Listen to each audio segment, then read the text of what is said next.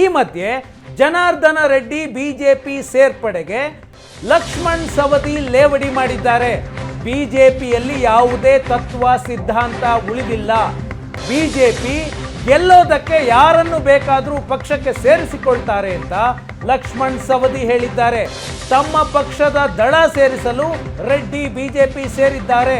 ಕಾಂಗ್ರೆಸ್ ಸೇರಲು ಜನಾರ್ದನ್ ರೆಡ್ಡಿಗೆ ನಾವು ಯಾವುದೇ ಆಹ್ವಾನವನ್ನ ಕೊಟ್ಟಿರಲಿಲ್ಲ. ಬಿಜೆಪಿ ಪವರ್ ಪಾಲಿಟಿಕ್ಸ್ ಮಾಡ್ತಿದೆ ಅಂತ ಲಕ್ಷ್ಮಣ್ ಸವದಿ ಈ ಸಂದರ್ಭದಲ್ಲಿ ಮಾತನಾಡಿದ್ದಾರೆ.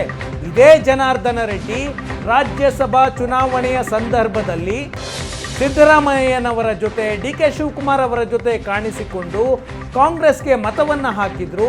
ಅದೇ ಜನಾರ್ದನ ರೆಡ್ಡಿಯವರ ವಿರುದ್ಧ ಸಿದ್ದರಾಮಯ್ಯನವರು ಬೆಂಗಳೂರಿನಿಂದ ಬಳ್ಳಾರಿಯವರೆಗೆ ಪಾದಯಾತ್ರೆಯನ್ನ ಮಾಡಿದ್ರು. ರಾಜ್ಯಸಭಾ ಚುನಾವಣೆಯಲ್ಲಿ ಕಾಂಗ್ರೆಸ್ ಪವರ್ ಪಾಲಿಟಿಕ್ಸ್ ಮಾಡಿತ್ತು. ರಾಜ್ಯಸಭಾ ಚುನಾವಣೆಯನ್ನ ಗೆಲ್ಲುವ ಕಾರಣಕ್ಕಾಗಿ ಈಗ ಲೋಕಸಭೆಯಲ್ಲಿ ಬಿಜೆಪಿ ಪವರ್ ಪಾಲಿಟಿಕ್ಸ್ ಮಾಡ್ತಿದೆ ಅಂತ ಲಕ್ಷ್ಮಣ ಸವದಿ ಆರೋಪಿಸುತ್ತಿದ್ದಾರೆ.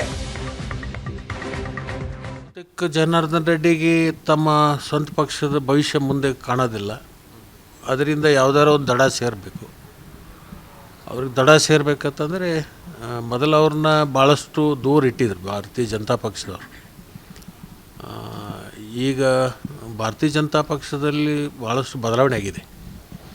ಮೊದಲೆಲ್ಲ ತತ್ವ ಸಿದ್ಧಾಂತ ಅನೇಕ ವಿಚಾರಗಳನ್ನು ಅವರು ಇಟ್ಕೊಂಡು ಕೆಲಸವನ್ನು ಮಾಡ್ತಿದ್ರು. ಈಗ ಪವರ್ ಪಾಲಿಟಿಕ್ಸ್ ಮಾಡಬೇಕು ಅನ್ನೋಂಥ ಒಂದು ಸ್ಥಿತಿ ಬಂದಿದೆ. ಅಲ್ಲೇನು ಪಕ್ಷದ ತತ್ವ ಮತ್ತು ಸಿದ್ಧಾಂತಗಳು ಯಾವತ್ತೂ ಮಾಯ ಆಗಿದ್ದಾವೆ. ನೀವು ಯಾರೇ ಇರ್ರಿ, ಎಂಥವರೇ ಇರ್ರಿ, ಒಟ್ಟು ಗೆದ್ದು ಬರುವಂಥ ಒಂದು ಸಾಮರ್ಥ್ಯ ಇದ್ದರೆ ಬಂದುಬಿಡಿ, ಒಟ್ಟಾಗಿ ಹೋಗಿಬಿಡೋಣ ಅನ್ನೋವಂಥ ಸ್ಥಿತಿಗೆ ಬಂದಿದ್ದಾರೆ. ಚಾರಿತ್ರ್ಯವಂತರು ಚಾರಿತ್ರ್ಯಹೀನರು ಅನ್ನೋವಂಥ ಪ್ರಶ್ನೆ ಇಲ್ಲ. ಈಗ ಅಲ್ಲಿ ಯಾರು ಬೇಕಾದವ್ರು ಎಂಥವ್ರು ಬಂದರೂ ಸಹಿತ ಭಾರತೀಯ ಜನತಾ ಪಕ್ಷ ಈಗ ತೆರೆದ ಬಾಗಿಲ. Only power politics. ಅವ್ರದ್ದೇ ಒಂದು ಪಕ್ಷ ಇರೋದರಿಂದ ಅವ್ರನ್ನ ಸಂಪರ್ಕ ಮಾಡ್ತಕ್ಕಂಥದ್ದು ಪ್ರಶ್ನೆ ಉದ್ಭವ ಆಗಲ್ಲ. ಎಲ್ಲರೂ ತಮ್ಮ ತಮ್ಮ ಮುಂದಿನ ಭವಿಷ್ಯದ ಬಗ್ಗೆ ಆಲೋಚನೆ ಮಾಡಿಕೊಂಡು ಎಲ್ಲಿ ಜಾಗ ಖಾಲಿ ಇರುತ್ತೆ ಆ ಜಾಗ ತುಂಬಬೇಕು ಅಂತಕ್ಕಂಥದ್ದು ಇರುತ್ತೆ ಅವ್ರಿಗೆ. ಮತ್ತೊಂದು ಜಾಗ ತುಂಬಿದ ಮೇಲೆ ಅಲ್ಲಿ ಹೋಗಿ ನಾವು ಕೂಡ್ಲಿಕ್ಕೆ ಆಗಲ್ಲಲ್ಲ. ಎಲ್ಲ ರಾಜಕಾರಣ ಅಷ್ಟೇ, ಎಲ್ಲಿ ಸೀಟ್ ಖಾಲಿ ಇರುತ್ತೆ ಅದನ್ನು ಅಕ್ಯುಪೈ ಮಾಡಲಿಕ್ಕೆ ಪ್ರಯತ್ನ ಮಾಡ್ತಿರ್ತಾರೆ ಅಷ್ಟೇ.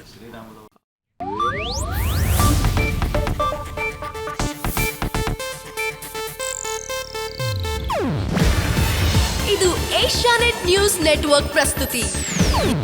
ನೀವು ನೋಡ್ತಿದ್ದೀರಾ ಏಷ್ಯಾನೆಟ್ ಸುವರ್ಣ ನ್ಯೂಸ್.